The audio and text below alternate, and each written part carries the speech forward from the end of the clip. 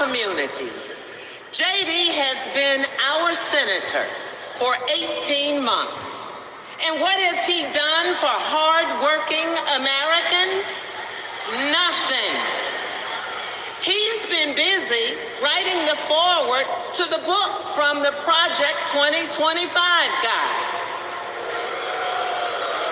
While JD and Donald Trump have been sharing conspiracy theories from the darkest corners of our internet, Kamala Harris and Joe Biden have been busy expanding access to the internet, while the other guys have been criticizing women without children. Joe and Kamala have been expanding the child tax credit. And let me just tell you, not looking good. Cutting the poverty rate for our children. Kamala and Joe Biden have been also at the same time reducing the price of health care for our seniors. And yes, securing a cap of $35 on insulin. And as JD and Trump, they want to take it to the past. Kamala and Joe have been bringing the jobs of the future to America today. With the CHIPS Act, a $280 billion investment. And that's not just a big number. It means new semiconductor plants and thousands of good-paying jobs. You see, I worked with Kamala to pass it, and I saw her leadership style up close, a rare combination of brilliance, legal expertise, and patience. You see, it's simple. JD and Trump like to talk about states like Ohio, but Kamala and Joe actually get stuff done for us. And so does our next vice president and my good friend, Governor Tim Walz. America, are you ready to build on our progress? Are you ready to turn out for leaders who know that action speaks louder than words? Are you ready to vote for Kamala Harris? Are you ready to put people over politics once and for all? Well, the air of joy and freedom is up on us. And now it is on us to go seize it. Thank you. God bless you.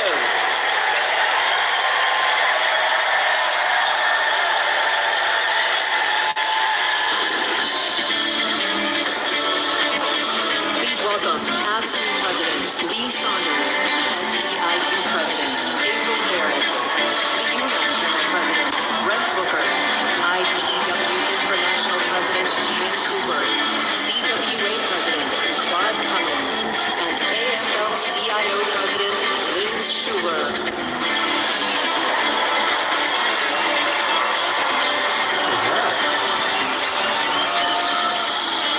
We're here at the DNC in Chicago, everybody. A couple of people from unions came out to tell everybody about the $300 billion jobs program. Why create jobs with our own money? We should just give ourselves back our money. Welcome to the DNC. Who the fuck is this white guy? Oh God, it's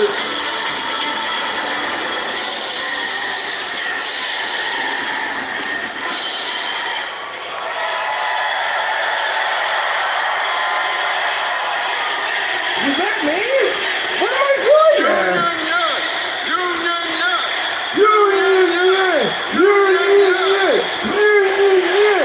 Union,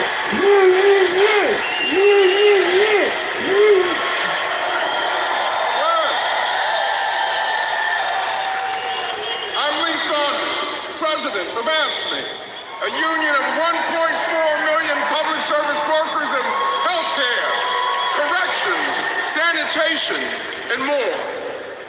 4 years ago, we faced a pandemic and a recession with a president who didn't care one bit what working people were going through.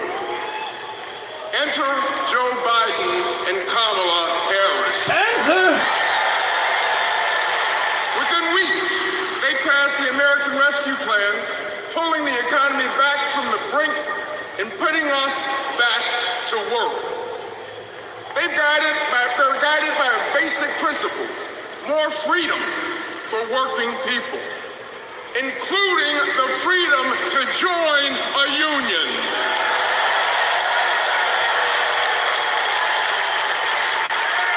So this November, we're moving forward with Kamala Harris as our president.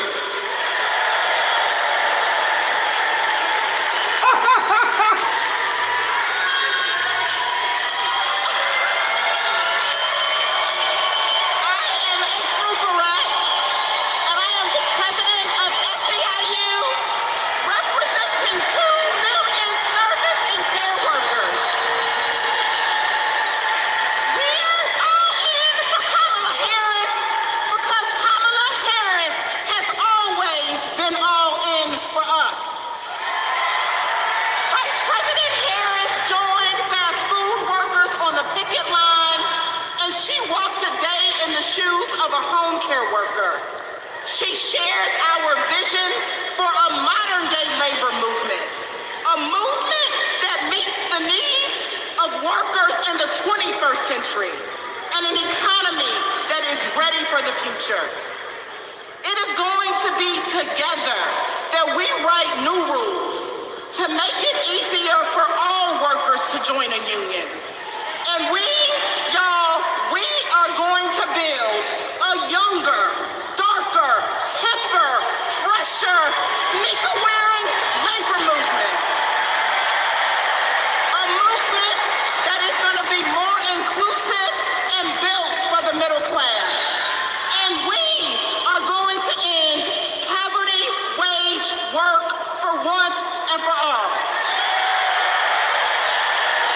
So let's do the work. Let's elect Kamala Harris so that together we will usher in a new era of worker power, and together we will win the future. Let's go get it.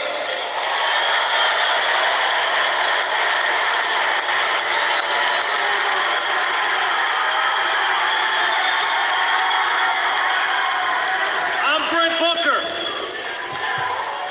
and I'm proud to represent LIUNA, the Laborers International Union of North America. We're construction workers, public employees, and postal mail handlers. For decades, we've fought for more investment in our infrastructure. While Trump made empty promises, the Biden-Harris administration delivered. Now we're rebuilding highways, bridges, and tunnels, and powering a clean energy and manufacturing boom. Thanks to them, our members can buy a home, put their kids through school, retire with dignity. As president, Kamala Harris will keep fighting for workers who are building America.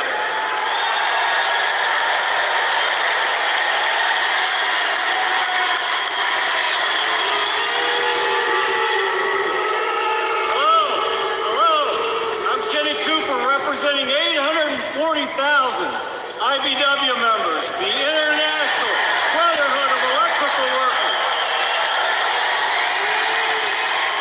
The IBW powers America, from fire alarms to solar farms, nuclear plants to battery plants, storm restoration to power lines, and we've been doing it for over 130 years.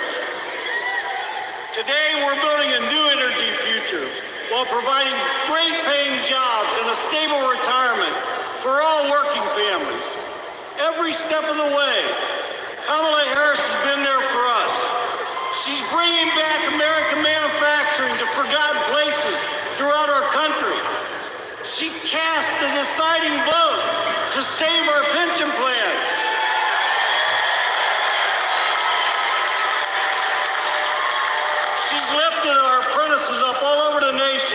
And guess what? She's not afraid to use the word union.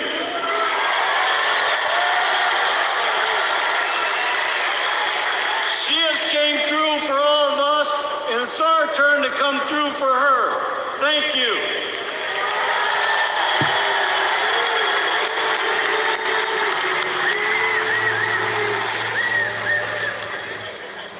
Hi, I'm Claude Cummings Jr., President of CWA, the Communication Workers of America. We all saw the digital divide during the pandemic. Millions of American families didn't have access to high-speed internet at home. Too many kids were forced to go online class in McDonald's parking lots. But as Vice President, Kamala Harris helped pass the largest investment in broadband ever.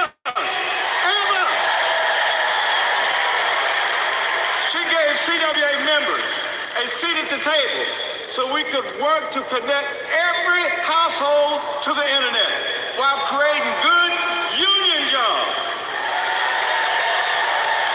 Listen, we don't play at CWA. And we're fired up. Are you fired up tonight? Are you fired up? Are you fired up? We're fired up to work with our next president, Kamala Harris.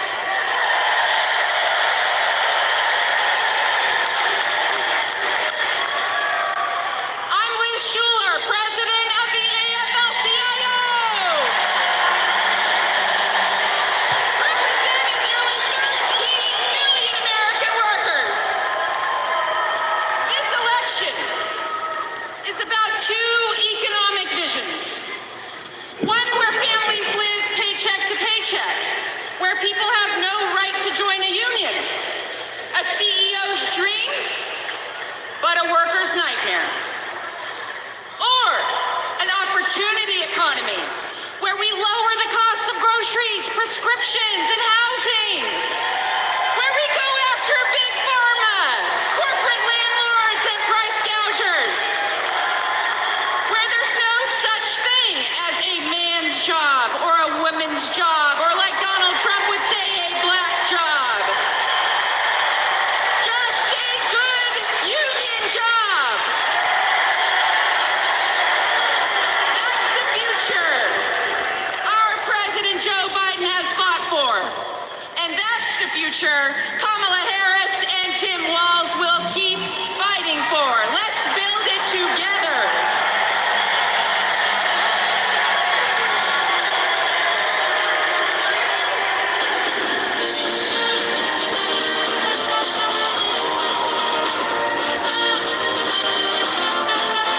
Please welcome Los Angeles Mayor Karen Bass.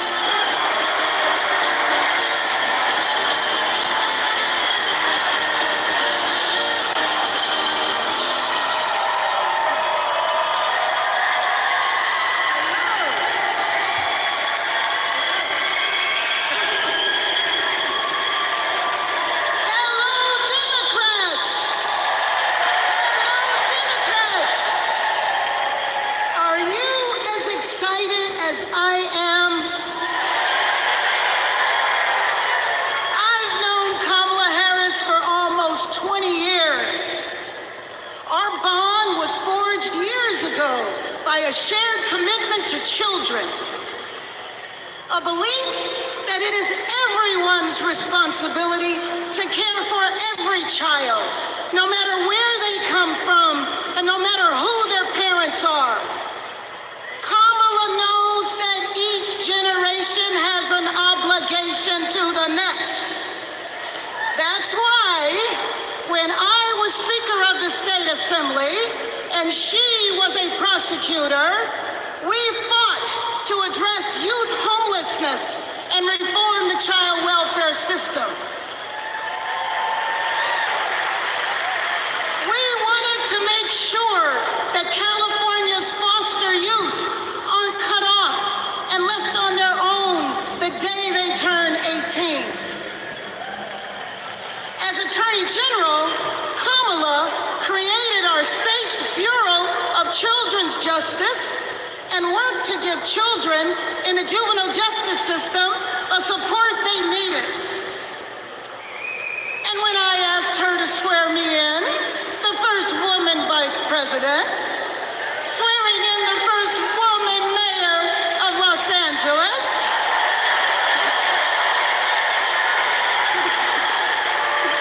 we knew we were sending a message to young girls everywhere that they too can lead. Now I know Kamala, and she feels the importance of this work in her bones. When Kamala meets a young person, you can feel her passion. You can feel her heart, and you can feel her fearlessness. That is what defines a commitment to children. Being willing to fight fiercely for every child. And trust me, Kamala has done that her entire life. So this November, we're gonna fight to elect Kamala Harris as the next president of these United States.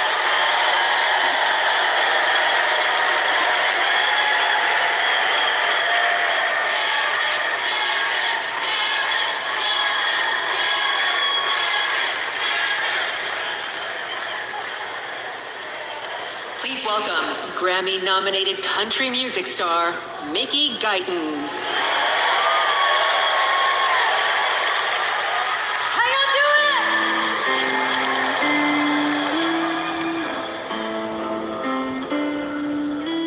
The lines on the interstate, the dust on the back road. We're a Friday night football game. The lighters at a rock show. We're the night shift, smoke break, high school, hot running, driving with the windows down. We're the dance floors, church pews, suit ties, tattoos, one big small town. Ain't we all? Ain't we all? Ain't we all?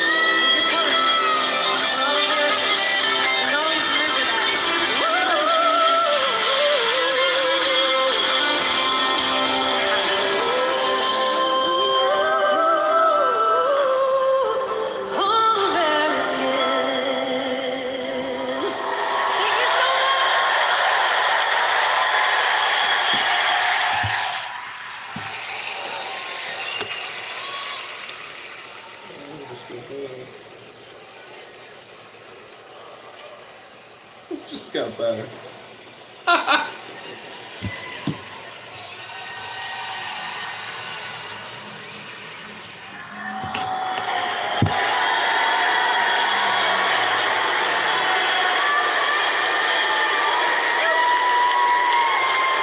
As we look ahead to our collective future, it's important to reflect on all the incredible progress that we've made in the last 4 years. The Biden-Harris administration laid the groundwork for a stronger, more resilient nation. They invested in critical infrastructure, delivered relief when disaster struck, and made healthcare more affordable. Kamala Harris cares.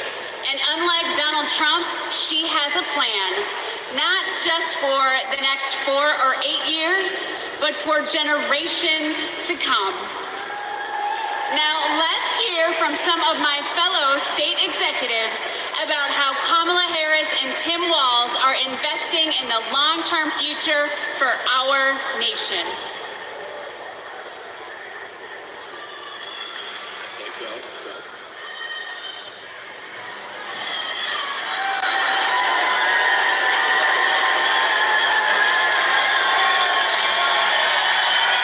Pennsylvania's Lieutenant Governor Austin Davis. I'm the proud son of a union bus driver from Pittsburgh. Every day, my dad would come home and tell me about how our roads and bridges were in disrepair. President Trump promised us Infrastructure Week over and over again. He really didn't care, though, and it never happened. But President Biden and Vice President Harris are on our side. Trump never cared, and it never happened. They brought together Democrats and Republicans to get it done. We got I-95 in Philly fixed in less than 2 weeks. We repaired the Fern Hollow Bridge in Pittsburgh in record time. Right now, we're repairing roads and bridges across Pennsylvania, including in Pittsburgh, the city of bridges.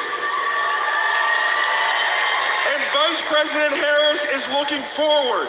She's committed to keeping our infrastructure safe and modern. When I think about the future, I think about my daughter Harper and all of America's children. Investing in them means investing in our infrastructure. It means replacing millions of lead pipes. It means providing clean air, clean water, safe roads and bridges, not just for us, but for generations to come. That's the legacy that President Biden is leaving our children. Let's keep building bridges to the future with Kamala Harris and Tim Walz. Let's work.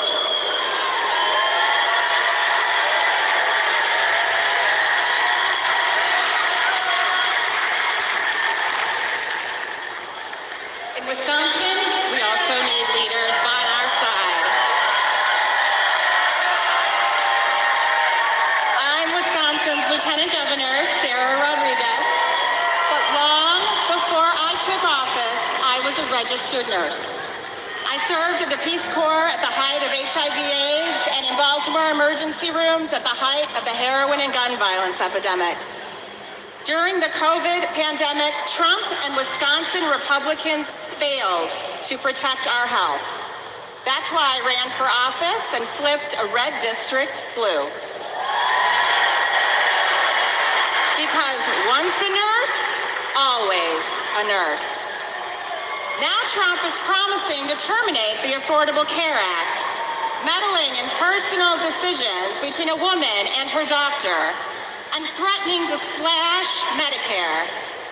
Vice President Harris fights for our health. She'll defend women's reproductive freedom and protect Medicare and Medicaid. Thanks to the Biden-Harris administration, insulin is capped at $35 a month for seniors. And they negotiated down the prices of 10 more life-saving drugs like Eliquis and Jardiance for Americans on Medicare. Kamala will continue to take on Big Pharma and lower the cost of prescriptions for everyone. Of course, healthcare isn't just about drugs and treatment. It's about freedom. The freedom to make your own choices and the freedom to get the care you need without worrying about the cost. Kamala Harris is fighting for that healthy future.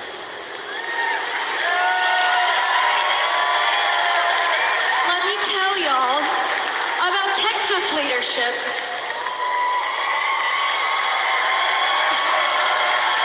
I'm County Executive Lena Hidalgo, and I serve the 5 million residents of Harris County. Harris County includes Houston.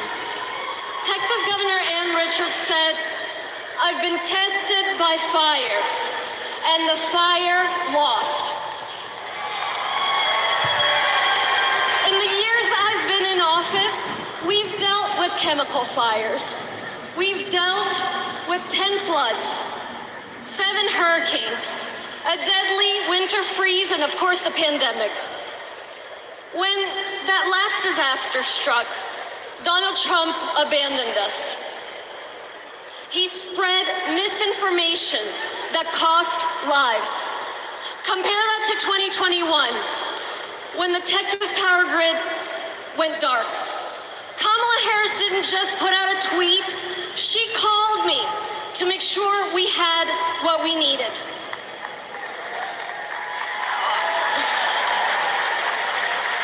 Over the years, I've learned that Kamala Harris always calls.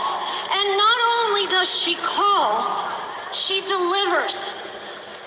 The very week she launched her campaign, she was down in Texas with vital FEMA assistance right after Hurricane Beryl. Kamala Harris cares. She will never risk lives for the sake of politics. And she's leading the charge to protect our communities from extreme weather. The Biden-Harris administration have announced at least $1 billion to help us with just that.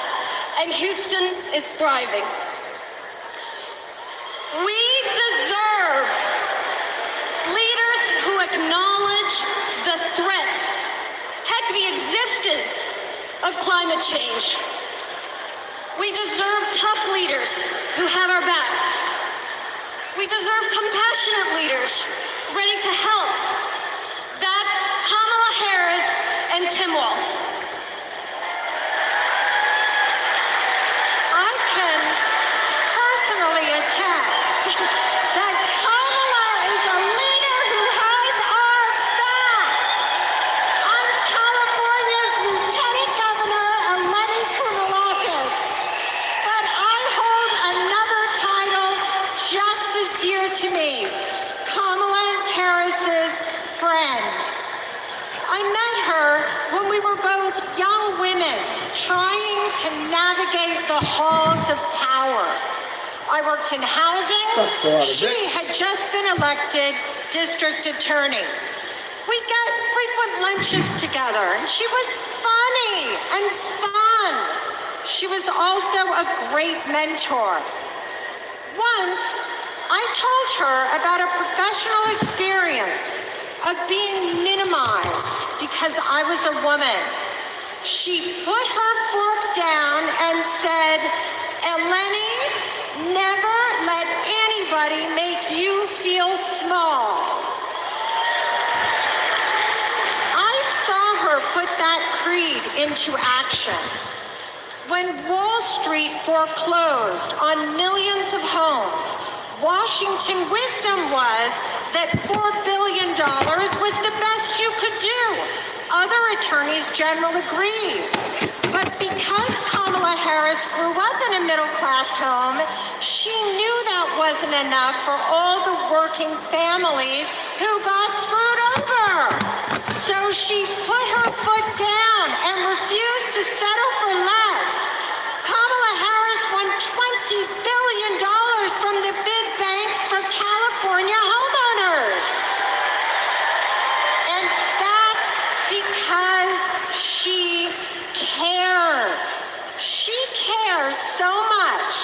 that if you're lucky enough to be her friend, she calls you on her birthday and sometimes she sings to you. She called me on mine right when I had decided to run for lieutenant governor. She asked tough questions. I promised I'd follow her lead and invest in the future.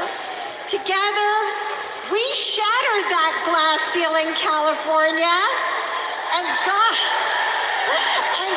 to work. I am so glad the country is getting to see the Kamala that I've known for decades. For Californians and Pennsylvanians, for Texans and Wisconsinites, for states red and blue and everything in between, President Biden and Vice President Harris have been investing in our future and are on our side, and we are not going back.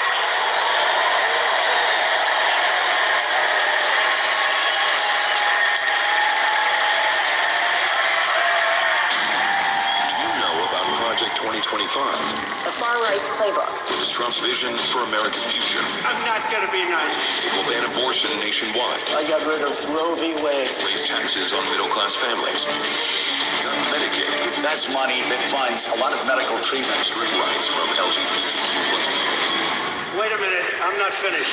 cut overtime pay, It is going to affect workers' bottom lines. give them unchecked power, And I will wield that power very aggressively. and it begins his first day back in office. In an exclusive undercover video, a co-author of Project 2025 saying that Donald Trump, quote, blessed the work he's doing now. He's been at our organization. He's raised money for our organization. He's blessed it. So he's very supportive of what we do. He doesn't want freedom. He only wants control. I know Donald Trump's type. These are the stakes. Project 2025 wants to take our country backwards. This is our fight. We are not going back.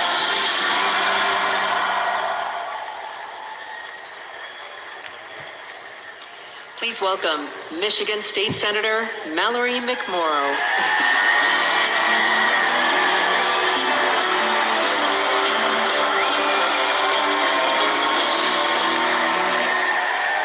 Hello! I'm Michigan State Senator Mallory McMorrow, and It's the law. this is Project 2025.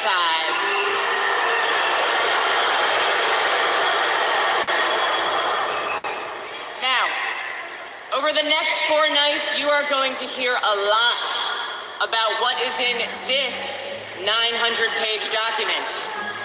Why? Because this is the Republican blueprint for a second Trump term.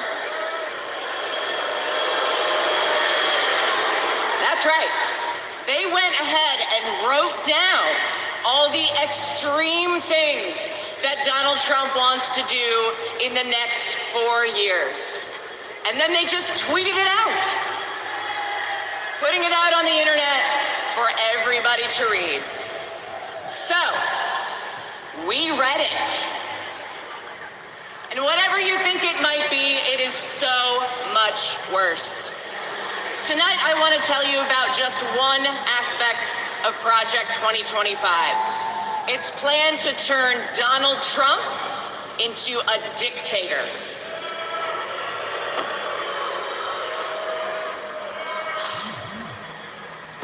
Okay, right here on page 535, it says, quote, reissue Trump's Schedule F executive order to permit discharge of non-performing employees. Now that doesn't sound that scary, right? But here's what it actually means in plain English. If Donald Trump gets back into the White House, he's going to fire civil servants like intelligence officers, engineers, and even federal prosecutors if he decides that they don't serve his personal agenda. They're talking about replacing the entire federal government with an army of loyalists who answer only to Donald Trump. Now, all right, Ben? Okay. Page 873. It says, quote, conservatives have long believed in either ending law enforcement activities of independent agencies or ending their independent status. Again, that sounds pretty boring. But what it means is that under Project 2025, Donald Trump would be able to weaponize the Department of Justice to go after his political opponents. He could even turn the FBI into his own personal police force. This is crazy. That is not how it works in America.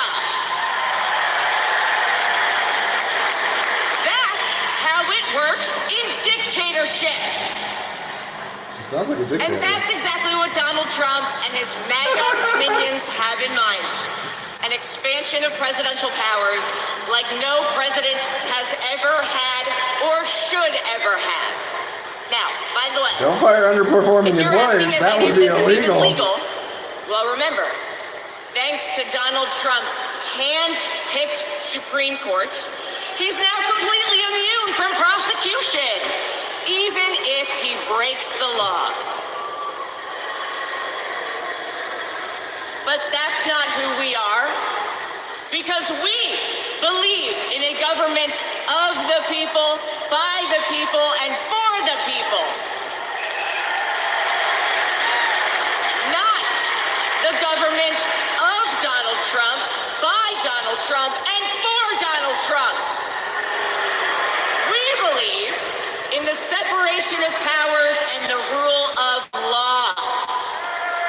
We believe in a system built up to serve everyone, not breaking a system to serve one petty, selfish man. The truth is, there's only one way to stop him, and to stop Project 2025. How do we do it? We elect Kamala Harris this November!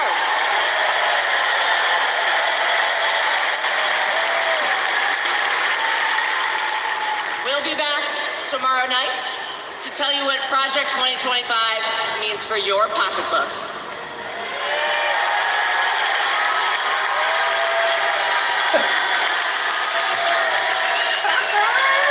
Please welcome California Senator LaFonza Butler.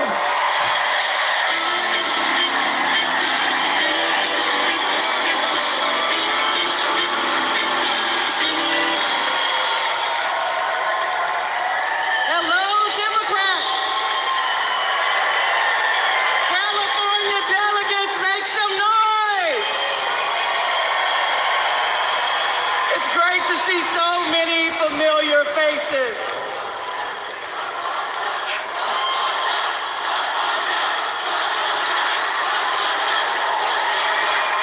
And I can't forget the state that I was born and raised in. Mississippi Democrats, let everybody hear you.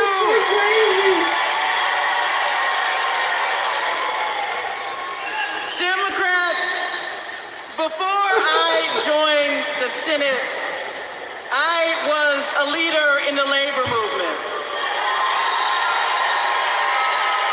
So I know a champion for the people when I see one.